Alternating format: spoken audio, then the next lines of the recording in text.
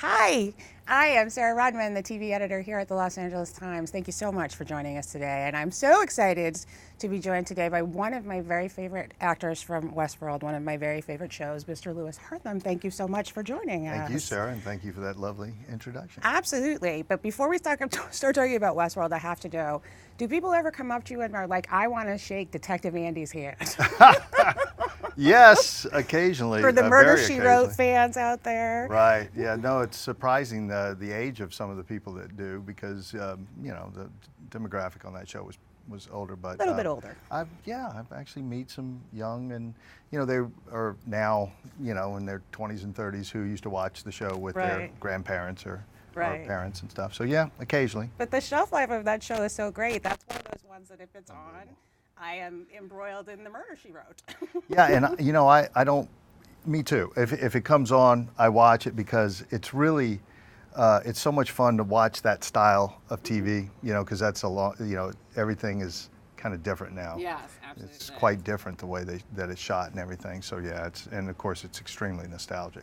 And I mean, it's from a time period of shows. I mean, it's certainly a little after Little House and things like that, but Seventh Heaven, where it was like, it was a murder show, but it was like sort of much more wholesome and friendly. Tune in and see who gets murdered this week. Right. Know, maybe two. But you got an opportunity to work with Angela Lansbury, which is unbelievable, right? Unbelievable. Yes, it truly was. And people ask me all the time, you know, what's she like? And I just say, she's exactly like you think she is. Right. She's just the sweetest, most approachable and kind person. I think it was about a year or so ago, she was doing Blythe Spirit down here at the Amazon, and went to see her. And I sent her a card, so she had someone come out and asked me to come backstage and say hello. And I mean, she stole the show, by the way. She was 90. Oh my God. She's 91 now. She'll be, I'm pretty sure, 92 in October. Extraordinary. Yeah, it's amazing. And thinking about Angela Lansbury made me think you get to work with these phenomenal British actors. You fast forward 20 years and you're working with Anthony Hopkins, who I have to tell you, when I interviewed him at the beginning of the show, he singled you out in my interview. He's like, oh my goodness, this actor is wonderful. Did you watch the pilot? He's so amazing. And he singled you out. And so I wanted to make sure that you knew that. I didn't, but thank you. And I was like, yes, absolutely. And he talked, as well as other cast members who've played regular human people on Westworld, at how impressive it is, the spectrum that you all have to run through when you're going from that very quiet analysis mode to, I mean, in your case, sinister, poignant, sadness, anger, like all in the space of just a few seconds in some cases. So I'm curious if there was a trick not a trick, but like something that you used to get into that. If I could sum it up in one word, it would be preparation. And luckily I had a great deal of time. I say a great deal of time in the, you know, when talking about how sometimes we get a script and the next day you're shooting it. Right. I think I had, because much of what you see in that scene I did at my audition. And after the first audition, I came back the second time for Lisa Joy and John Papsadero, and you know, I had developed a lot of the quirky stuff and the, what I call the hiccuping, the, you know, kind of sound and everything. So once I got cast, we still had a little bit of time before shooting that scene, and I went in and with Lisa, just Lisa, and well, I read through the scene with Anthony and Jeffrey and Jonah, but then I went through it full bore a couple of times with Lisa and Jonah, so I knew what I was going to do going in there. And as far as the transitions, I don't know, I just. If you're prepared and you can really and you're in the moment, knowing what you need to do. And of course, people actually have said, you know, and I hope this comes off as the compliment I want it to be. They're like, oh God, it must have been hard doing that with Sir Anthony Hopkins, and I'm like, no, he made it easier. He's such an amazing presence, and the focus. I mean, you can even watch that scene and you look at the way he's looking at me. I mean, he has. The focus was amazing, and there's just a generosity of spirit that just exudes from this man. So I'm very flattered and honored to hear that he mentioned me because I just could sit here and talk for 30 minutes about him. I mean, he really is extraordinary, and you have the extra sort of added, I don't know if it's a benefit or a hindrance of being naked while this is happening. Yes, it was that. It was that. But is that something that, I mean, you're an actor, you've done this, that just goes away after a certain amount of time? Well, it because there's did. a bunch of people in the room. Yes, it's true. But let me first say that the professionality with which it was handled and the respect, for that situation is at the highest level. Mm-hmm. So it does go away. I mean, I obviously had a little bit more to worry about or think about than being, without clothes in that scene. So, without, and we were chatting between the takes and, I mean, he's doing these amazing impressions. The man can do impressions. He can, we talked about his, because I asked him about his music. He's an amazing composer, which I'm sure you know. For anybody that hasn't listened to it, go to YouTube and listen to And the Waltz Goes On by Anthony Hopkins. It was performed by Andre Rieu in Vienna. Amazing. So I was asking him, what was a more amazing moment, winning the Oscar or hearing your composition? So we talked about a lot. What was the things. answer? I don't remember him ever giving me one because we just started talking about music and so forth. It was probably different experiences. But I mean, for you, you've worked with a lot of great people. I mean, you've had such an interesting career. You've done the entire alphabet soup of the CSI, NCIS, JAG, all of like the episodic television. And you've worked with a lot of great people. But I mean, he is certainly at the high end of that. And you're a professional actor, so you do your job. But like the first time you meet him, is there a little bit of like, oh, are you kidding? Yes. We, for the first rehearsal, that read-through, was asked to come. I got the job on Friday. Mm-hmm. I got the word on a Friday. Mm-hmm. I got the word that I was still in the mix on Thursday, which I had forgotten about. It was weeks. And my manager called me to tell me that I didn't get a job that I was up for. And he's like, it's not going to go our way. But, we still have Westworld. And I went, what? I said, I'm still in the mix for that? And he goes, yeah. And then nothing, and I'm like, okay, I'm good. That's all I need to know. Right. And then the next day, I got the call. My daughter, who's sitting over there, was actually with me. It was a great moment, and I was at Friends for dinner and started screaming and hollering. And then I got a call, we'd love you to come in on Monday and rehearse with Sir Anthony Hopkins and Jeffrey Wright and Jonah Nolan. And I'm like, Friday already? So no big deal. So I did, and like that, I'm introduced to Lewis. This is Anthony. I can't remember if he said Sir Anthony Jonah, Sir Anthony Hopkins, or just Anthony Hopkins. He goes, call me Tony. As I'm sure he, he always, he loves to be called Tony. Yeah. He's so down to earth, and so we read through it. And I was hoping, I mean, I didn't go through we just basically read it and talked about it. And then halfway through, J.J. Abrams walks in. So as if there wasn't enough intimidation in the room.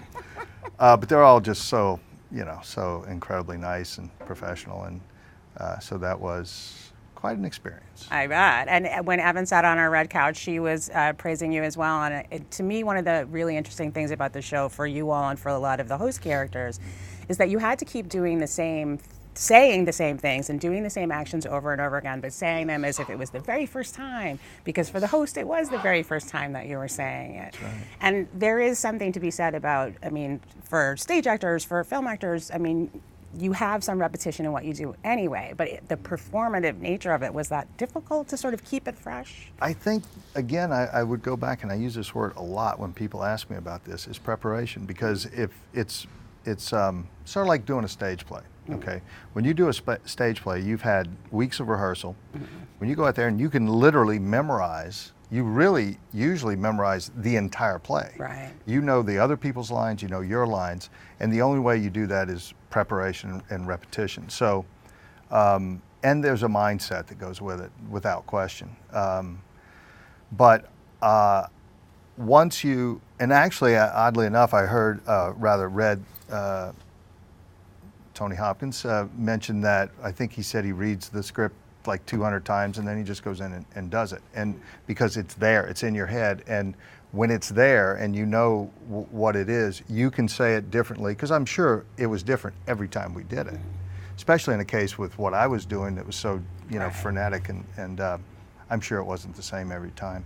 So again, you just sort of, open the gates and go. Right, exactly. So I know that you may not even know anything about season 2, much less be able to tell us anything about it. But can you tell us anything about it?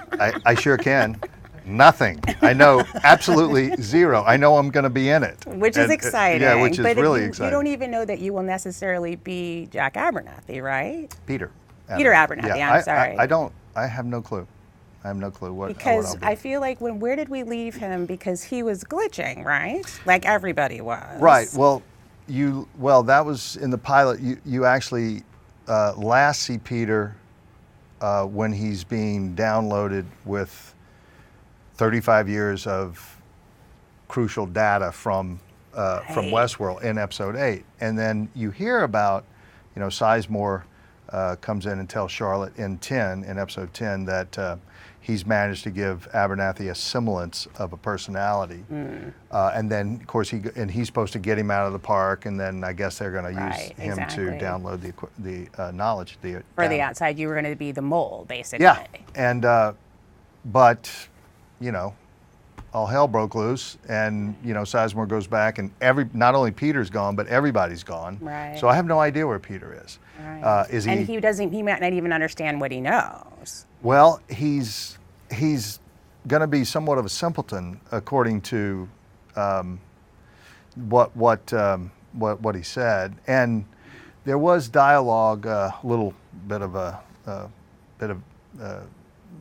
note of interest, I guess. The original dialogue, when we shot that scene, they changed it slightly, but she said, Sizemore asked Charlotte, "Are you downloading his narrative?" And she says, "No, that's your job. You're the writer." I think that was still in there. Oh, all right. He said, pardon me, she said, "But you're going to only have 5 megabytes." And he goes, "He'll be a blooming idiot, because there's just not going to be a lot of room for a personality." And so when he said there was a semblance of a personality.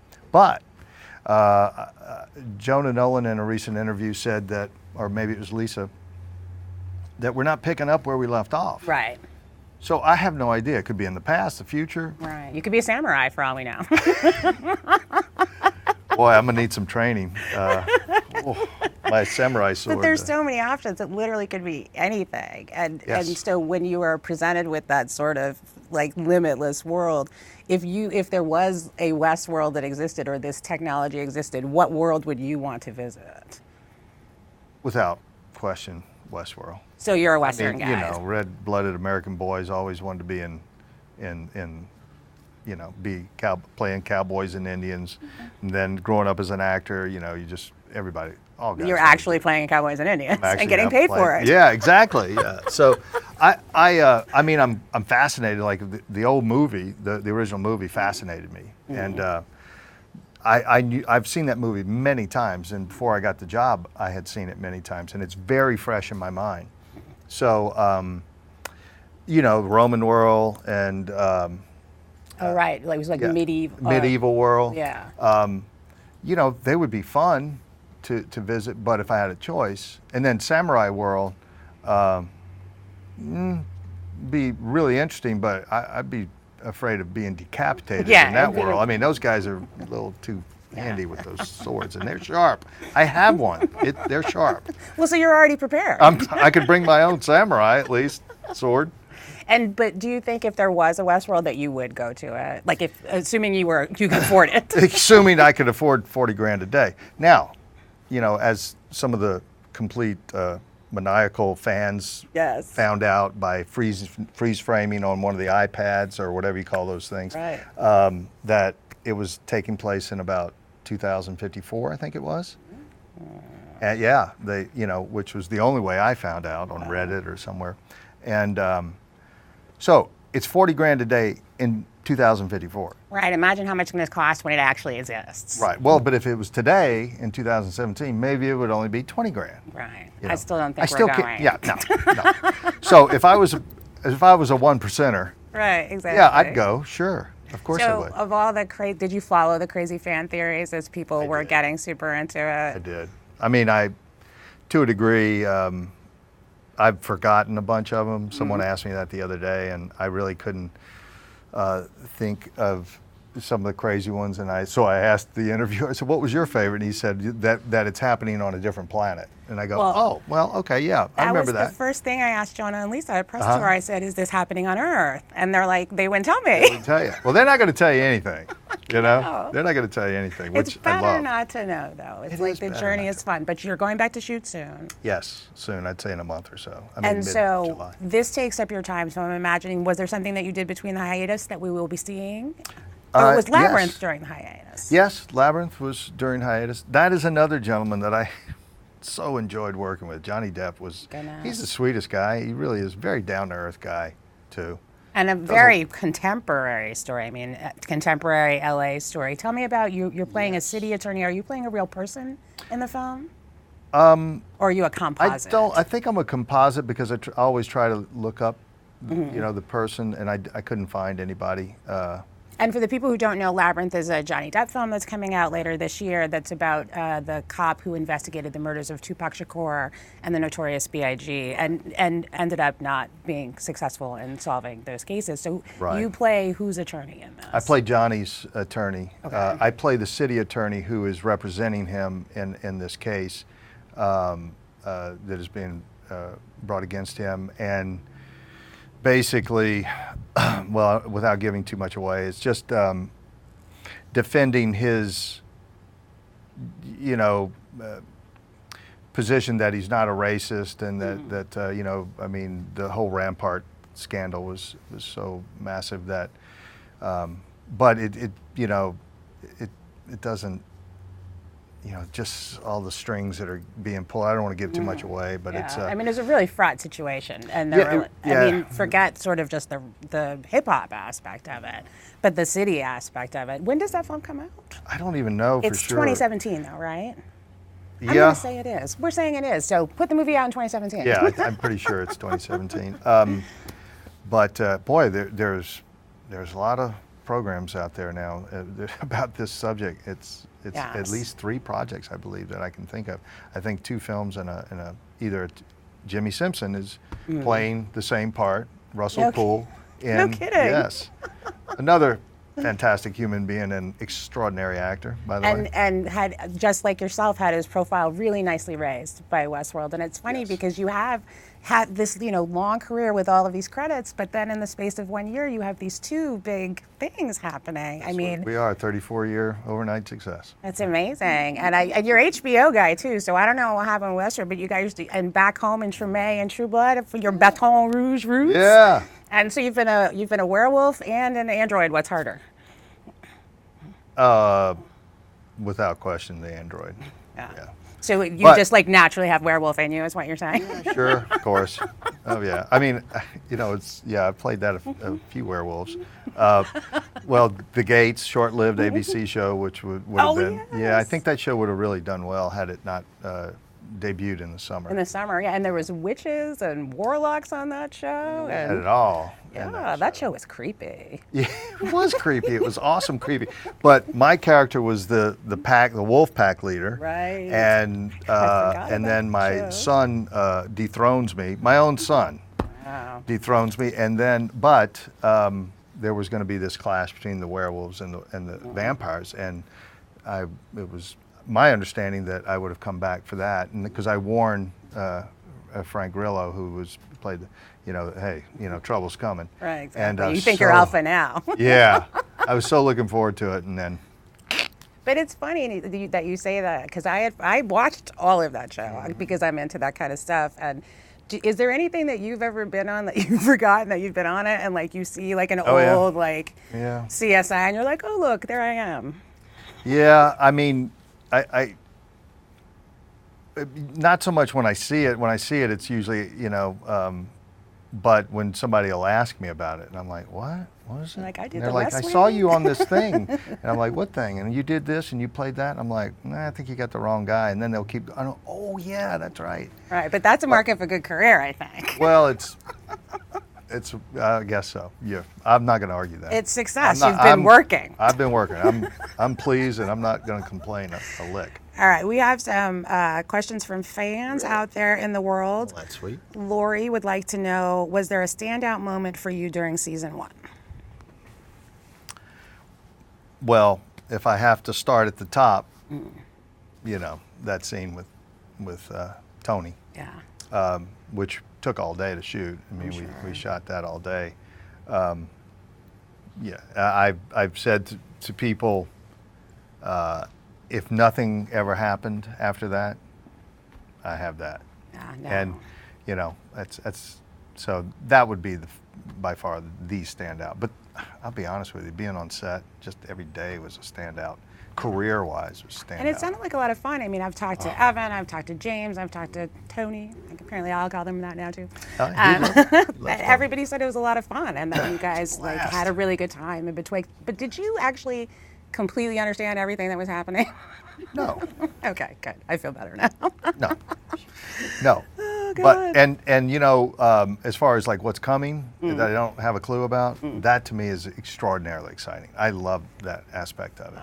Discovery, it's coming your way. Discovery, yeah. Ellen would like to know, the scene where Peter walks into the abyss of cold storage is incredibly powerful. Can you tell us more about that scene? I can. First of all, that was the very first scene that I shot on Westworld. Wow. Welcome to Westworld. Please take all your clothes off and walk through all these naked people. Not weird at all. Yeah. Because it was the very first scene, I had not shot anything else, literally the very first day. I wasn't sure how Jonah wanted that played. And Jonah was directing the pilot, who, by the way, love working with him as a director. He's a real actor's director, besides having this amazing visual, you know, mind. Cinematic, I should say. So I said, I said, am I completely lobotomized here? Am I just like, you know, or do you want to, because I did understand what was coming in that scene, you know, and so he said, he said, just start that way. And then we did a take where there was no emotion when Jeffrey whispers in my ear. And then we did another take. He said, ramp it up a little bit. So I did. And then he said, okay, show me some you know, a good bit of emotion. And that's the take that they used. Oh, all right. That's interesting. That's the take that they used when they go to the close-up and, you know, the eyes were watering. And everybody wanted to know what Jeffrey whispered in my ear. And some people actually got it right by reading lips. But basically he said, goodbye for now, old friend. And then later, on the last take, Jonah must have told him to add something. And he said, goodbye for now, old friend. And don't worry about Dolores. We'll take care of Dolores. And so that's what like really got the waterworks going. That's good. See, that's what makes them smart. Yes, all right. exactly. Nicola asks, what would your dream role be on both stage and screen? Is there something you've always wanted to play? Wow. Big question. That is. I've done so much stage up from the time I started acting in the late 70s, early 80s till about 95. Tons of stage. There are roles that I wanted to play that I'm now too old to play. Technology, baby. Makeup. Yeah, right. Costumes. I don't know. Stanley Kowalski. I mean, come on. Every guy wants to play Stanley. You could play Stanley Kowalski at your age. Well, we could cheat it a little bit. Yeah, We'd have to absolutely. cheat. I'd have to shave all the gray off. I want to see you in something in Sam Shepard play, a True West. Or... Yes, absolutely. I love Sam Shepard. Yeah, that one took me a little off guard because I haven't thought about doing plays in so long. And as far as the what would the other? So on stage or on screen? Although on I guess screen. I'd like to do the remake of Bullet, not the remake, the sequel to Bullet. And you have a car, right? This I do. Is like based on McQueen's car in the movie. Yeah, it's my homage to that's the movie. That's why I'm in show business, because of watching that film when I was a kid with my dad. And so yeah. Oh, not a race car driver though, which could have been another way to go. Kind of was on the street as a kid, but You didn't hear that, daughter. Don't speak. But yeah, no, I'm refurbishing. It's almost done. It's a '68 fastback, and the color's darker green because I didn't like that color that much, but everything else your own touch on has it. my own. Yeah, it's the homage to the color. That's amazing. All right, a fan asked, who apparently wants to be anonymous, were there any moments in the scripts besides the naked scenes that gave you pause? No, I can't say that there was. Even when watching it, like things that you weren't involved in when you were actually sort of watching as a viewer? Because I'm imagining there were scenes that you weren't involved in that might have been like, oh, hey, there's an orgy. Oh, well, if that's what he means, I don't know about pause as much as, really? Wow, okay. It is HBO. Yeah, and the scene, that particular scene where they go to whatever the name of that city was, where the, you know, that was like, wow. But, you know, I guess, in all honesty, when my very first day, the cold storage day, when we walked on to set and I saw that gave me a little pause. It was like, what are they doing? What are we? And how much are they getting paid? I hope those people and got they were paid all really like, well. you know, between the take, they're all like, yeah, just chatting, you know, just like, I'm like, so that's what a nudist colony must be like. Very comfortable. Very comfortable. Finally, Dylan would like to know, did you have the opportunity to travel to Utah to shoot any of your scenes? I did. And do you think they'll be headed there for next season? I would guess they are, and I did. When I find the photograph in the ground, excuse me, we're herding a cattle. That was, you know, a corralled. It was just thrown up in the middle of this enormously open area with these amazing mountains, and so yeah, I got to shoot there. I had a great time in Utah, and so I would imagine they'll go back there. You know, but we don't know where it's going, so I don't know. We might not a lot of you know, samurais in Utah. Well, that's true. I'm just saying. All right, so these last 5 questions are what we call our lightning round. We ask them real fast. You just answer real quick. Don't think too much about it. The first thing that comes to your head, I promise you, we won't get you in trouble, but we'll be happy if we do. Yeah, but I might be going. All right, what was the last show you binge watched? Bloodline. Oh, the most recent season? Yeah, but I haven't finished it, so. All right. But that's the last show that, and I'm really enjoying it. All right. I'm guessing you were a Friday Night Lights fan. Did you see Friday Night Lights? If you haven't, you have to go watch it Kyle. now. No. Oh my God. Okay, that's. But I'm a fan of his now. I mean, I've always been a fan of it, but that just for whatever. It's too much to watch. All right. Well, that's your homework assignment. Okay, because I hear it's extraordinary. It is extraordinary, and you would have been great on it. I read for it several times. And here I'm saying you would have been great on it, and you would have been. All right. What show that you love? It's just one of your favorite shows ever that you would like to sit with somebody else who hasn't seen it yet and enjoy watching them watch it for the first time. Of all time?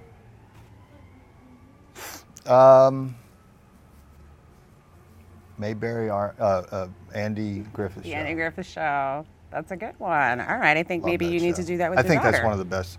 Yeah, I think it's one of the best shows for wholesome family values ever. Yeah, absolutely. And funny, like underrated in retrospect as to how funny that show holds up like over time. Yeah. And so maybe I know the answer to this next question. If you could go back and be on any classic show, what show would it be? Well, maybe that one, but Little House on the Prairie. Oh, yeah. I mean, you know, you can see I'm really not too far away from Peter Abernathy, really. Right, but, exactly. Until he goes insane. Until he goes insane. That's true. Thank you. Thanks for adding that, Sarah.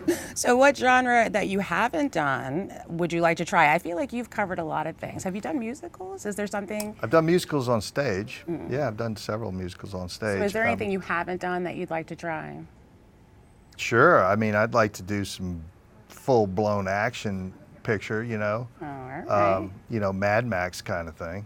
Well, I believe they're making more of those, so. Well, they are. I mean, I'd like to, you know, I wanted to be a stuntman before I wanted to be an actor. Oh, wow. So I still have that in me, and I still get to do some of my own stunts if they're not too, you know, crazy. So yeah, I'd love to do something like that, or a racing picture. All right, we're putting that into the world. So hopefully the next time we see you, you will be like, that's what I'm working on. Okay, and I'll give you credit. We don't need credit. We just want it to happen. Okay. Walter White or Tony Soprano? Ooh. Oh. Yeah, right? Cruel. God, that's cruel. I love them both. But I've worked with Mr. White, Yes. so I'm going to go with him because he's truly just a phenomenal human being and actor. Another one that's so great. If you haven't read his book just came out. It is fantastic. I've heard, and I will read it. He really was another one of the highlights. And if people don't remember, Lewis was the person who showed Skylar and Walter their house. Sold them their house.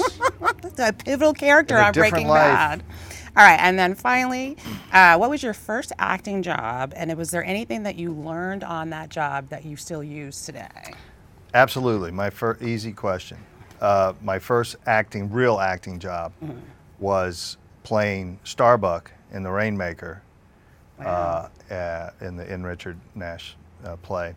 My agent at the time, Dee Cawthorn, from back in Baton Rouge, Louisiana, she knew I wanted to be a stunt person, but I was doing TV commercials and doing some modeling, believe it or not. And it was the 70s. I was young.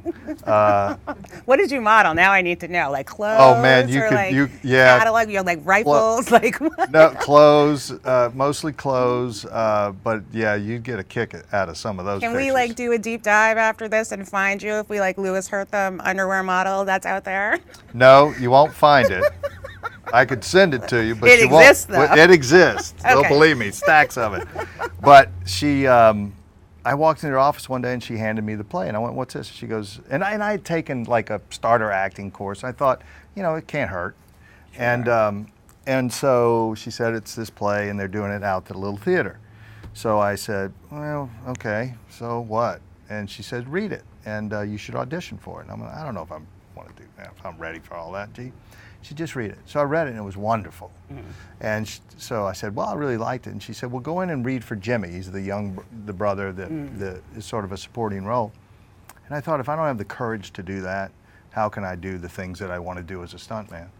So I went in. I'll never forget. I arrived, and there's this big hall, you know, and there's 60, 70 people there at least, maybe more. It was packed. And I'm like, "Where the hell are the auditions?" And like, "Right up there." I'm like, "In front of all these people?" And they're like, "Yeah." And I'm like, phew. So I just sucked it up. I read for Jimmy. Then he called me back up, the director, Frank Pope. He read me for Noah, the older brother. And then he read me for Starbuck. And I got Starbuck. Wow. And changed my life. After doing that play, the experience of it, and I got a couple award nominations and won one of them, and best debut. Very nice. At the Baton Rouge Little Theater. And but that was it. That's and you when learned not to be afraid. I learned not to be afraid, and I learned what my calling was. That's what it was, because that felt perfect. It's like, yep, this is it.